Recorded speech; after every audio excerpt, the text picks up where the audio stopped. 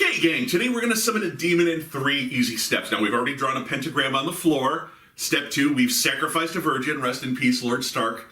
Now, step 3, we intone the secret words. Chaka ooga, chaka ooga, chaka ooga. Ne de de dum dum. Hooked on a feeling.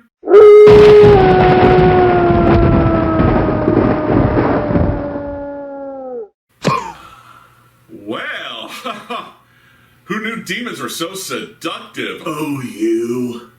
Hi, I'm Mr. Boy. Consider me a facilitator of evil. I've worked with both the Trump and the Nixon administrations, and now I've traded up and I'm working for hell.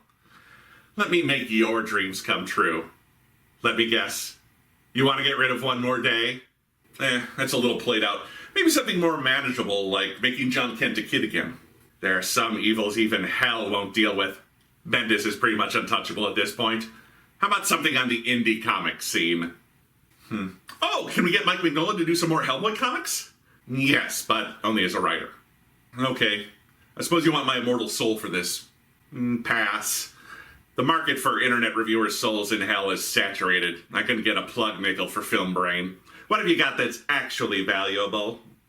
Well, I do have a 9.8 graded copy of Amazing Spider-Man #1. You've got a deal. Wait a minute, this is the 2018 edition of Amazing Spider-Man #1. Well, okay, I'll just let it accrue some real-world value. I'll come pick it up from you when you're reviewing Image United #4 in the year 2070. Great! Wait a second, 50 years? I wasn't planning on living that long. He doesn't expect me to keep doing this show for 50 years? No! Enjoy the show. Oh!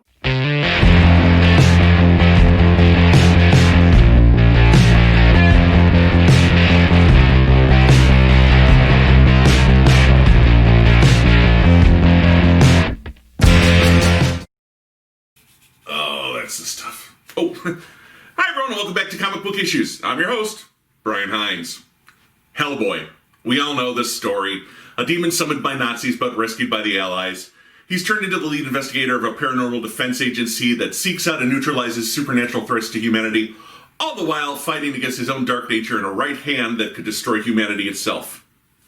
Truly, a tale as old as time.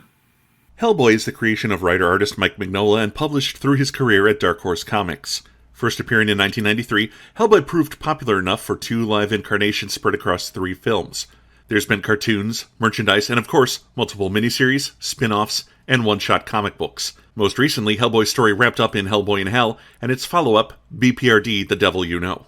That said, while the majority of Hellboy's comics have always been a straightforward narrative, there's been a secondary run of comics that follow Hellboy at different times in his life with minimal connection to his mythology storyline. And although Mike Mignola is and always will be the controlling factor in Hellboy's life, he's worked with several big-name creators such as Guy Davis, Adam Hughes, the legendary Richard Corbin, and even turned over the penciling duties for Hellboy's mythology stories for a time to Duncan Fegredo. Fegredo ended up penciling Darkness Falls, The Wild Hunt, and the twin series that wrapped up Hellboy's time on Earth, The Storm and the Fury, although Fegredo would return for a hardcover release called The Midnight Circus. So while Hellboy's mythology stories may have run their course, there's still plenty of past exploits to be explored. And so, Mike Mignola and Duncan Fegredo have reunited for a one-shot we'll review today. This is Hellboy and the BPRD, The Beast of Vargu. In 1962, we find Hellboy in the ruins of Castle Vargu, located in Romania's Carpathian Mountains. Prior to that, Hellboy's in a pub getting briefed by Professor Broom. An evil man named Kostash Zalagi was killed in Castle Vargu. After that, there came reports of a monster murdering people throughout the decades, with the latest bloodbath having just begun. What was the name? It's a difficult name. Hard to pronounce. Now say Ko. Ko? Say Stash. Stash is in hide, I suppose. Now say Zilagi. Zilagi! Kostash Zilagi. Constant zigzaggy like from left to right. Oh, wow! Cut back to the castle. Hellboy hears a growling. Sure enough, a winged beast twice Hellboy's size attacks and the two slug it out. The beast quickly gets the better of him and a bloodied Hellboy's thrown off the ruined castle's tower. He hits the rocks below and passes out. Later, he's rescued by a woman and her mother dressed in traditional Roma garb and driving a cart straight out of Lon Chaney Jr.'s Wolfman film. The old woman cares for Hellboy and uses his blood to create a special puppet. The cart is actually a marionette theater, and that night, Hellboy watches as the women put on a performance. Kostas Zalagi pledged his soul to hell for power over men. His own mother tried to kill him with a silver dagger, but he overpowers her and buries her alive under the floor where he worships the devil, leaving her to go mad and starve to death as he blasphemes. He is eventually killed and begs the devil to let him continue serving. Once or twice a century, Zalagi returns as the beast of Vargu to murder his fellow man. Until now. Hellboy watches as Puppet Hellboy suddenly appears and battles the puppet beast. Well, that's sad. Oh, well, what is? Those puppeteers are trying to cash in on Elmo by having their own red monster puppet. I am so sick of ripoffs. What kind of pathetic loser thinks they can just use a similar-looking character to make money? They fight, and the real Hellboy gets concerned as Mom tells him to relax and watch. Eventually, the puppets become real to the viewer. Now Hellboy holds his own in the fight until the tower floor he's on collapses. He finds the corpse of Kostas's mother still pleading for aid. He grabs the silver knife, stabs the beast, and we return to the puppet theater. Hellboy's confused. How did the woman know what happened when he went to the castle? They weren't there, and that's also not how the fight ended. The women and Hellboy return to the castle. The floor is broke just as in the puppet theater. The beast stabbed to death, and the mother's corpse now seems serene and at peace. That might be the actual first example of Deathfire performance art. Sure, we've all wanted to die during a one-man show, but it's never actually happened. Oh, but before we wrap up this review, it wouldn't be a Hellboy one-shot if it was just one story, now would it? It's something of a tradition for there always to be a smaller backup tale in these one-shots. In the backup tale, The Secret God of the Roma, Hellboy is walking with the mother and daughter from the previous story. The mother thinks Hellboy is a lot like the Roma people, wanderers with no true home. She tells him the story of a secret god, again in puppets. An evil woman abandoned her child in the woods, but an angel took pity on the babe and raised it. He becomes both mortal and holy, a demigod. The angel makes the young man promise to be good on all days but Friday. Now, one such Friday, he sets a great feast for his guests, but the sinful part of him forgets to serve fish. An evil man who is there becomes offended and strangles the demigod, but the angel slips a knife into his hand. He stabs the evil man and 2 serpents are released. The snakes offer the man power if he'll swallow them, but he chases them away. And so the demigod was good and bad on the outside, but kept himself pure on the inside, where it most matters. Hellboy likes that story. I like it too. You know, this might be the shortest review I've ever done, but it is only one issue I'm reviewing, and Hellboy comics are always heavy on action, if not dialogue and plot. A good Hellboy comic is more an experience to be savored rather than thought out and analyzed.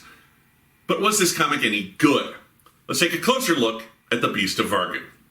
The actual story is a treat. Like most Hellboy one-offs, there's a monster with a complicated history relating back to either a war, a curse, or a cursed war. Hellboy and the monster fight. Now either Hellboy beats the monster, usually with some outside help, or he gets beaten up by the monster. Hellboy getting beaten up and having to come back for round 2 is nothing new, but the introduction of the Roma women and then somehow rewriting history through the use of Hellboy's blood puppet was an unexpected turn. I really didn't see that coming, but was delighted by it. Most Hellboy monsters are destroyed with magic weapons or Hellboy's right hand of doom. This was a surprisingly fun way of flipping the script, and I can appreciate it when a story defies its own conventions. That said, the rest of Beast is fairly straightforward. A man becomes a monster and is eventually done in by a magic weapon he himself helped create. The latter story, Secret God of the Roma, was less a Hellboy story and more a strange myth Mignola wants to tell you. You'll find a lot of stories like this in books like Hellboy Macoma or in the backup stories collected in The Amazing Screw-On Head. It's a fun little story, but there aren't any real stakes to it. Hellboy listens to a myth. The end. I won't lie, neither of these stories are going to rank up there among Hellboy's best stories of all time, but a big reason I bought this book was the return of Duncan Fegredo to the art. Mike Mignola is well known for an unreal, two-dimensional look to his stories, but somehow Duncan takes those and represents them in a more fleshed-out three-dimensional world without changing a thing, and it works! He keeps all of Hellboy's Mignola proportions, but represents them faithfully in his own style, something that should be impossible but isn't. Also, like anyone who works with Mike, he's an expert at drawing monsters and big battle scenes. This book is a lot of fun to look at. So a good, not great story with a great, not good twist. Add to that, excellent art in this book is definitely worth a read, but it probably won't be at the top of your best Hellboy stories list. I give Hellboy and the BPRD, The Beast of Vargu, 3.5 out of 5 stars. Well, thanks to Mr. Boy, I'm going to be here for a long time to come. Hoping you'll be watching for a long time as well. This is Comic Book Issues, and I'm your host, Brian Hines.